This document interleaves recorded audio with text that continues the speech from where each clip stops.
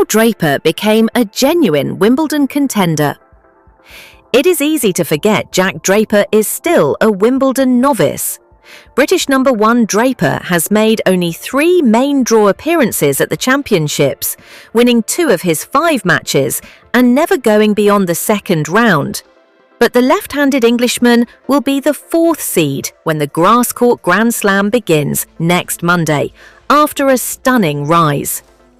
In the space of a year, Draper has reached the US Open semi-finals, clinched the prestigious Indian Wells title, and reached 2 other ATP Tour finals.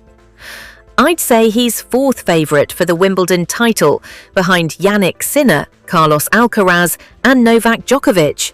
Former British number 1 Greg Rusedski told BBC Sport, "This is how Draper elevated himself from a promising young talent to a genuine Wimbledon contender." Draper's potential has been clear from a young age, and having struggled with his fitness in his early years, he is now starting to realise it.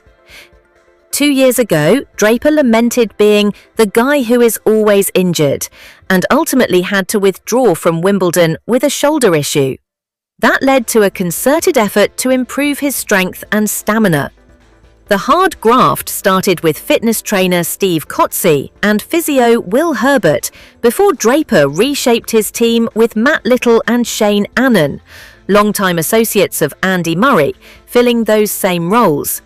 Winning a trio of grueling 5-setters at January's Australian Open indicated he had become a different beast, and his ability to outlast opponents physically has continued over the past 6 months.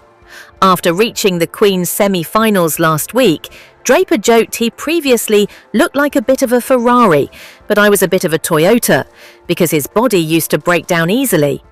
Now, standing at 6'4" and looking increasingly muscular, that perception has changed, with Alexander Bublik remarking the Briton looks like he is getting ready for UFC.